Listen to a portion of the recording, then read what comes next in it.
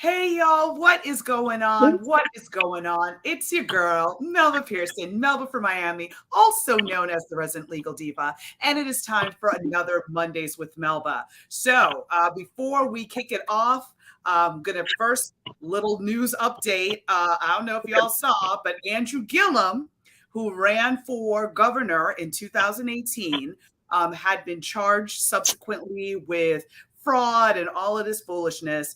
This was in federal court. He was tried. The jury came back not guilty on one count and was deadlocked on the rest. So basically, a mistrial ended up being declared by the judge. Well, the feds turned around and decided to drop all charges against him. So how about that? How about that? So, for some people, that exoneration would mean a political comeback. So this is the question. We will wait and see what comes next. So stay tuned, right? All right, but let's get into our amazing discussion with Cortés, who is back on Mondays with Melba. Thank you so much for joining me again. And we are going to talk about the National Black Mamas Bailout, which occurred this past weekend. So first off, Cortés, thank you for coming back on. And say hi to the people. Hello, everyone. I am the advocatepreneur, your only advocate aficionado. I am Cortes Maria Lewis James, and I am back on another Melba's Monday. Y'all know Melba is dope, and I wouldn't miss this Monday for anything in the world. And so we're here to talk about the National Bailout, Black Mama Bailout, hashtag Free Black Mamas, that happens every year on Mother's Day since 2017. So, let's dig into that. So, what is the genesis of this? How did this all kind of come together? So, if anybody knows anything about being a directly impacted person, which I am myself, or have known someone, have a family member, anyone like that, the cash bail system is not fair. It is not equitable, and it can cause people to lose their homes, their jobs, their stability, anything that they may have. So this campaign started in 2017, and it is under the National Bailout Collective. And we are 13 states, Florida being one of those states. And we literally raise money and we go to the jails and we bail Black mamas out on Mother's Day so they can be with their babies and their families. And so for those that don't know, just a little bit of stats, 80% of incarcerated women are mothers. And so let's talk about how this affects the family dynamic, right? Let's talk about how this affects the children. Let's talk about any other person that has been directly impacted, either themselves or their mothers, how that has a lasting traumatic effect on your life. And so if we can just do this little thing, right? And that is getting them out and allowing them to be mothers on Mother's Day. Hey, what else would you be doing on Mother's Day than that? And so we are Dignity Power in conjunction with Fair Fam for Life. And we did our bailout here at TGK. We got 8 women out. Woo, woo, woo. You got, all right, so we got 8 women out of the Turner Guilford Night Center, which is located in Miami-Dade County. Yes. That's amazing. Yeah, huge. And so what I love about the program that we have is that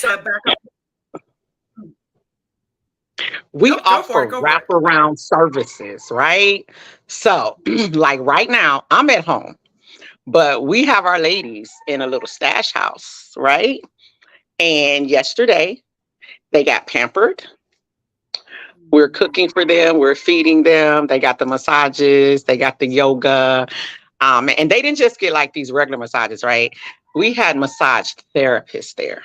So for anybody that's into the body, right? And you understand chakras and you understand the soul of a person and you understand a cage where these women have been, right? For a long length of time to be able to come out and bathe, right? In a real shower, hot, real soap, and to be able to have someone to touch them that's not causing harm, but causing Mm. healing, right? With a swimming pool to go get in, right? With all the food you need, and then assistance for not just you, but for the needs of your family. And so they will be there until tomorrow morning. Mhm. And then we will house those that need to be housed. And then for those that are able to go back home, we will make sure that they get back home to their family. And we follow them until the case is over. So, Wow. So what other support do you provide for them, once they get between the time that they get home and the time that their case is resolved? so we have several women that have diagnosed mental challenges. So we literally walk hand in hand with them to make sure they get their meetings, their medicines. We do have one young lady that has um, let me know, because I'm the guardian ad litem. So I'm the one that deals with those children and family situations, has disclosed the desire to be reunited with children. So I would be that person that will do all their research, and see if reunification is an option, and Mhm. start that process with her, right? Wow. To make sure she can get that done. For those that need work, we have several organizations that we have teamed up with. And I just want to shout out Freedom Lab, Valencia Gunder. Yes, That's one of those queen. organizations. Smile Trust, that's one of those people that has always had open doors even before they had brick and mortar, right? And so we can place some of our women there. Broken Hills is our housing arm. Trinice Bryant, we Yes. thank her, Smash, for that. So our ladies get the housing. We always make sure in our assessment that we ask certain questions such as, are you a military vet? Right? Mhm. Because those are already access points that are open to them no matter what. It's In just terms of going vetting back in. services. Yeah. Exactly. It's just going back in and activating. And so the assessment is 8 pages, and it really looks at the social um, levels, educational levels, um, what the criminal justice system has them as, right? Because we know that's Right. always a part of the struggle. Mhm. Um, and then a lot of them are not even Floridians, right? Yeah. And that's a challenge. Um, and so, no matter what the challenge is, Dignity Power, Fed Fam for Life, we have a resolve, Mhm. we make the connections, and we get them to stability that they can stand on by themselves. So backing up for a second, how do women get selected to be able to be eligible for the Black Mamas Bailout? Like do you have to apply, or do you go to do a call out to the jails? Like how does that work? So literally, because we're directly impacting women, right? We've Mhm. been there. We know. So we're going to give thanks to Ty Lyric now, Mhm. because even in last year's Black Mama Bailout, she was inside TGK and couldn't even be bailed out. But Wow. she was helping us get women that were there with her. And Mhm. so she was a part of this Black Mamas Bailout too. You just go to the jails, you talk to the COs. FYI, I'm going to say this, networking is so important in life, Mhm. because you're able to get things done, that all the red tape is gone, right? And you're able to say, hey, these are the women that we're looking for. So what women are we looking for? If Mhm. we could bail them all out, we would, right? And that's for you all to hear me about funding, right? About money, about donations. This isn't free because we have to bail them out. And so we look at bondable offenses that we know the criminal justice system 99.9% will not come back, and they end up having to spend 10 years in prison, 20 years in prison, 30 years in prison, right? So we want those bailable offenses that we can walk with them through the Miami-Dade court system, right? To make sure that they have their support, their court liaisons, their court buddies. We're there with them in court, letting the state of Florida know they are not on their own. They have support. What their issues were prior will not be anymore because they have the resources and the support that they need. And so we look for the smaller bails, right? Because that's what the challenge is. If you are on a $1,000 bail and you can't get out, what's $1,000? Right? Mm-hmm. That, like, in the grand scheme of things, that's nothing. Right. But you've been sitting there for 90 days because you don't have $1,000. Does that make sense? And it's like the types of charges we're talking about, that $1,000 bond could be a misdemeanor, or that could be, a felony, but you have to pay a percentage. So backing up for a second, for a lot of folks may not know how the bail system works, right? It's horrible.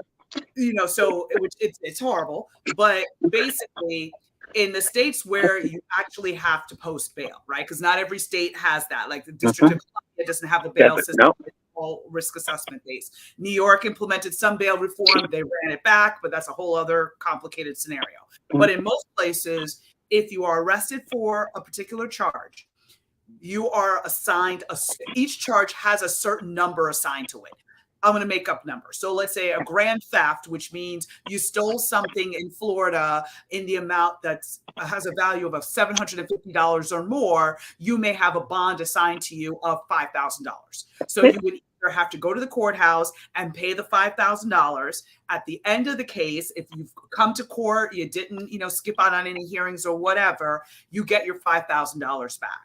But most people don't have $5,000 sitting around, right? So what you do is you go to a bail bonds person and you put down 10%. So in the case of the $5,000 bond, you'd put down $500 to the bail bonds person. But the thing is, when you go to a bail bonds person, you lose that $500. Whatever you put down, you lose, because that's basically their service fee. And then, kind of like the whole dog, the bounty hunter thing, if you just skip out and don't show up to an appearance in court, the bonds person comes out, finds you, basically works with the police, takes you into custody, and brings you back. So that's sort of how this all works. Now, homicide is not a bondable offense. No. Sexual assault generally is not a bondable offense. Armed robbery, armed carjacking, anything like with a firearm that, you threatened or, is a more serious felony. Generally, in most instances, you will not get a bond, which means you stay in custody until the day of your trial. So that's just kind of giving everyone the background of how this all works. And a lot of the times the people that are caught up in the system don't have money. And the inequity in the system, you looked at the Harvey Weinsteins of the world, the R. Kellys, right? They were able to post bond, but that doesn't exactly mean that they were so safe when they got out. The whole argument is that, if you pay money out of pocket, you're less likely to flee. You're not going to be, you're not a danger to society if able to post bond. Well, one thing doesn't necessarily have to do with the other. So just kind of giving that whole context for folks to kind of understand. So, you're talking about you not only bail them out, but you make sure that they have the support that they may not necessarily have had otherwise to be able to resolve their case and also have a productive life moving forward. So that's pretty huge. And that's the most important piece, right? It's just about giving people a helping hand. We don't know everybody's story, right? And even when we bail these women out, yes, we have an assessment and we spend the time with them and we're in their space, but there's a trust building that has to occur for them to really let go. So what ends up happening with our women is they actually become members of the organization. Right? Oh, nice. But they have that long-term support. That's huge. They become members of the organization and they see how impactful it was for them. So come next year, they're going to be going to bail folks out with us, right? And there's a strong possibility there may be women still in there from when they were there. And so this is the reality of it. And when we had Circle yesterday before our amazing dinner at the Freedom Lab, and I'm going to shout out Jackie and her family. They prepared the meal. It was so amazing. It was so good. When we had Circle with our family, because that's who they are, right? They become family. And it's just like, hey, here's your moment to say whatever you need to say. Judgment free zone, Mm-hmm. just open it up, because they've been locked in a cage Mm-hmm. for however, one day is too long, in my opinion, right? And so to be able to release those emotions in a safe space and get that off of them. Yesterday was so freeing. I cry all the time. So anybody who knows me know I am weeping Jeremiah. So I'm gonna let my emotions go. But to see those women shed, right, in front of strangers, yet we became family and bonded over the trauma. And we broke bread and we danced and we ate cake. And we went back to the Airbnb and we danced and we ate cake, you know. And so this is what happens. So one of our young ladies had court this morning, and she wasn't concerned because she knew dignity power. You getting up, you getting breakfast, and you getting before that judge. Mm-hmm. And we'll deal with whatever happens after that. But when you go in that courtroom, they're going to know she got support. Right. So you just can't deal with her any type of way. Right. Right. Because that support factor is huge. I mean, judges will look into the audience and see who is there on behalf of the defendant, who is there on behalf of the victim or the survivor of the crime or the alleged crime. And if they're seeing the defendant sitting there with like nobody, and then on the victim side, there's a whole crew, Mm-hmm. it's going to play into, well, is this person a flight risk? Is this person that sort of thing? But again, they see that there's a whole crew that's there supporting the defendant, not saying they are co-signing or, condoning what the person may or may not have done, but it's just physically like, listen, we're here to bear witness. Whatever accountability looks like in this instance, it is what it is. But this person doesn't need to go through it alone. That's it. And so it looks really good. And these are just things that you teach along the way, right? Dignity Power builds political power through its members. This is what we do. We give them the skills and the tool set to be change agents for their own environments. We give them what they need. And so we're coming up on election year, right? And a lot of people still don't get it. The importance of voting. Mm-hmm. Because all of these things in the criminal justice system play into your vote or your not vote. Mm-hmm. And here in Miami-Dade County, there's going to be a sheriff on the ballot. 2024. Mm-hmm. You got to think about that. And what does that mean for the jail system? Because for those that don't know, our jail system and our police are going to be one now. All under Miami-Dade. Mm-hmm. Mm-hmm. So, once again, it's about empowerment. It's about education. We don't want to leave a sister behind. We want to support. We want to give resources. We want to direct. We want to just give people the opportunity to stand. Life is hard enough, right? And none of us are perfect. And we've all been through some things. Mm-hmm. Stop and think how easier it would have been to go through your challenge with support, because we know that the consequences and repercussions are what they are, right? Can't change those. Be held accountable. But I would rather be held accountable in a group of Black women surrounding me in my accountability than by myself. And that's what we do. Absolutely. It's about, and really too, when you think about what criminal justice looks like in other countries, especially in like Scandinavia and in Europe and all of that, they are really thinking about the fact that, this is somebody who's going to have to come back into our community, because more than, 80% of cases resolve with the person being released. It's not like you go away and now you're for life and that's it. So do you want somebody coming back to the community that's completely broken and has no support system, which makes them with a higher likelihood of committing another crime, which more people suffering, the kids being separated from their parent, et cetera, or do we want to wrap them in services so that they don't reoffend, address the issues that brought them into the system, and then we're going to end up having safer communities. So it's crime reduction too, you know, That's it. which is important. That's it.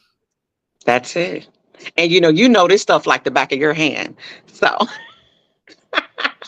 I do, and shout out to Enrique Rivera, who ran the boot camp at Miami-Dade Correction. So just retired. oh, So thank you for all you did with the boot camp, Enrique. hey, thank you for that work. So, all right. So, kind of continuing with the work with the ladies now. So, Mhm. in terms of, we're able to help 8 in Miami-Dade County. Do you have any idea of what it looked like around the country in the 13 states? Do we have like a grand And total? so I don't have that data with me. That'll be collected all weekend.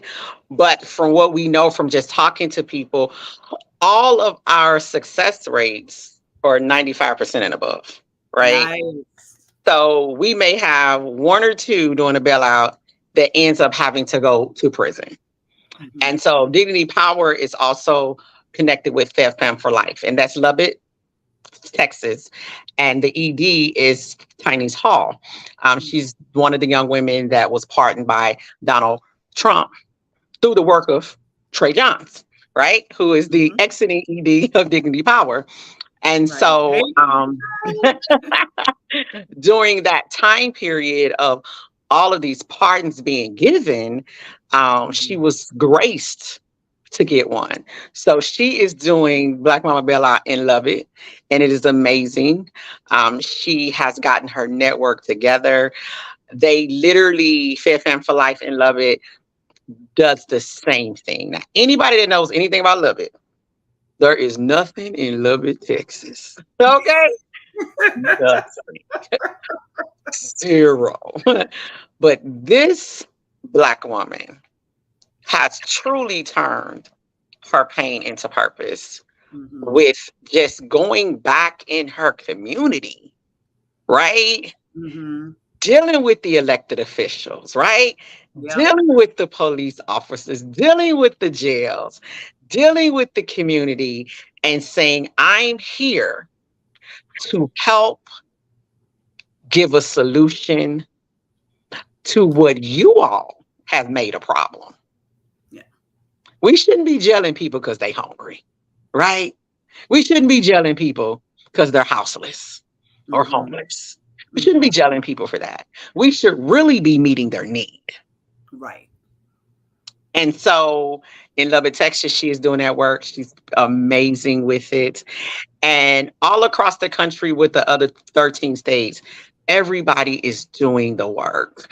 I know some states are pushing policy a lot. And so I'm going to drop a plug for Ben and Jerry's. I don't know if Yes. you all have heard the latest, the 3B that one of the co-founders has started. And it is basically, they're going to pour money into the marijuana system. But the ultimate goal is to take marijuana off the Schedule 1 list. And so that's policy, right? And so I was reading the story and it took me back to pharmacology and nursing school. I was like, hold up, Schedule 1. Let me go read that, And so what I love about what they've done, because I think we're all full of the stress and the trauma behind the criminal justice system, but you gotta pinpoint where change can come, right? Mhm. So if you take marijuana off of Schedule 1, everything else is done. Right. Mhm. We got no laws, we got nothing. It's done. Take it, let it no longer be a Schedule 1 drug. Right. Right. And so these are the things that we have to talk about when we're talking about passing laws, right? Like, what is the real ultimate result? Like, what is Mhm. that one thing that we want that we know will shift everything? Yeah. And so as we continue to do the work on the social emotional side, we can never forget the advocacy and policy side because that's the real work. And Yeah, we got to so be individual level and systemic level, right? exactly. So big And picture, direct services, but big That's checks, it. you can't That's it. do. And so, what I would love to see, stepping into the role as the executive director at Dignity Power, is to really get rid of cash bonds. Mm-hmm. Period. Get rid of them. Why do we have them? Yeah, and I mean, They listen, cause more DC, harm than good. all these other states are, doing risk assessment. Of course, again, I have my own issues with risk assessments because okay, backing up. So there's the bail system, which is you pay money, right? Mhm. And that's what gets you out. And then there's another vehicle in other states, which would be called a risk assessment, where basically they look at your criminal history, they look at the underlying charge, and then they decide using a tool that can be, there are a couple different vendors that have Mhm. assessment tools, and it basically spits, all this information goes in and it spits out a risk number. And the judge uses that to make a determination whether or not you should get out or you should stay in custody until the time of your trial. There's no in between. You either out or you're in. And you don't have to pay any money. You don't have to do anything else. It's just a matter of that. Now my issue with risk is that garbage in, garbage out.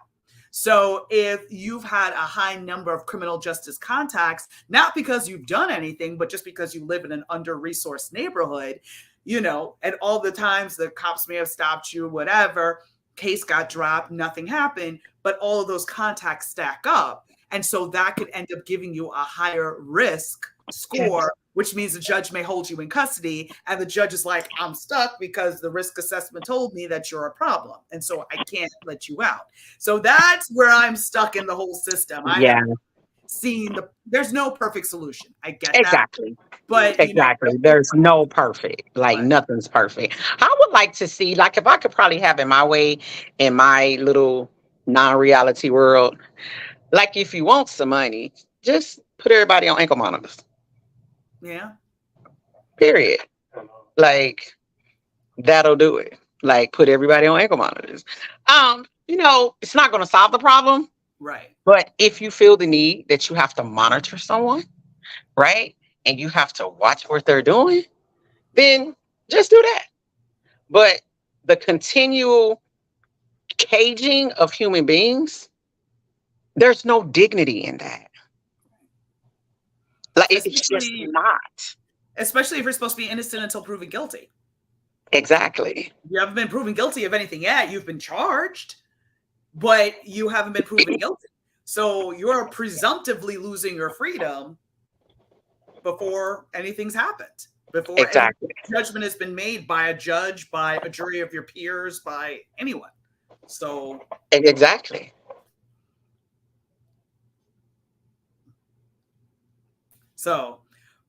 But yeah, so that's the big issue as to how to figure out how to move I'm forward. on live, so I can't listen.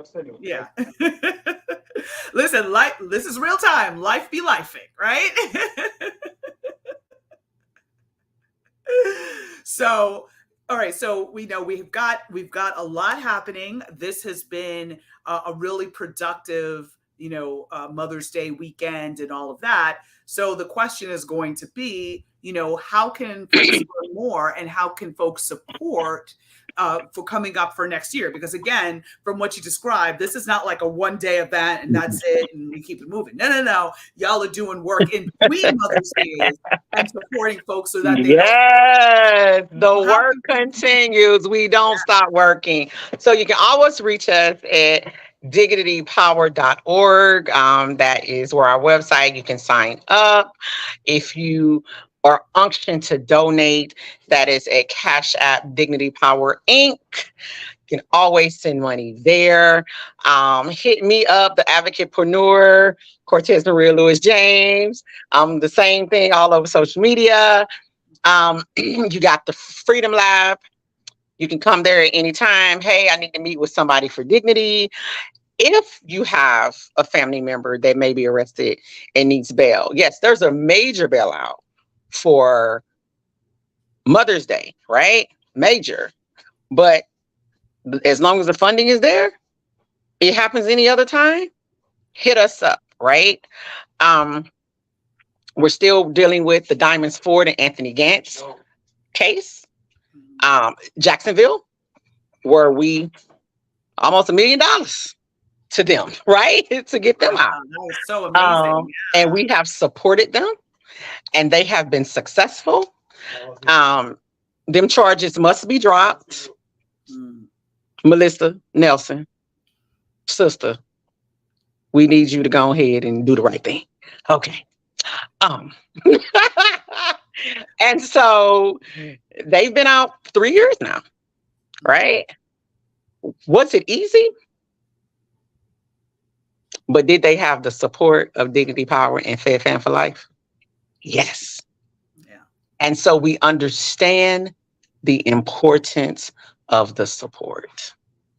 We're not expecting people to be perfect. We're not expecting people not to fail, right? If you have been an addict all of your life, right? Which we know there are some people which have led you on this hamster wheel of the criminal justice system. We coming to get you out of jail does not mean that you're not going to get back on that hamster wheel. Yeah. All it means is you got support now for accountability and resources on the hamster wheel. And so that's something we make sure that our ladies, that we offer the program to them and they accept the program, that they understand this not going to be perfect. Mm-hmm. You have people that have to go back into family dynamics that are dysfunctional. Toxic, yeah. Okay? They are literally the reason why they were in the cage, right? Right. And so we just let them know as the individual, you got us. We let the families know they have us, right?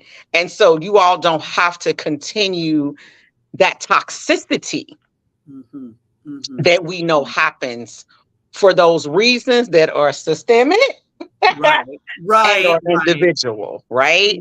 And so for me, that's my heart's passion, not for perfection, but for stepping forward, knowing I have a support system.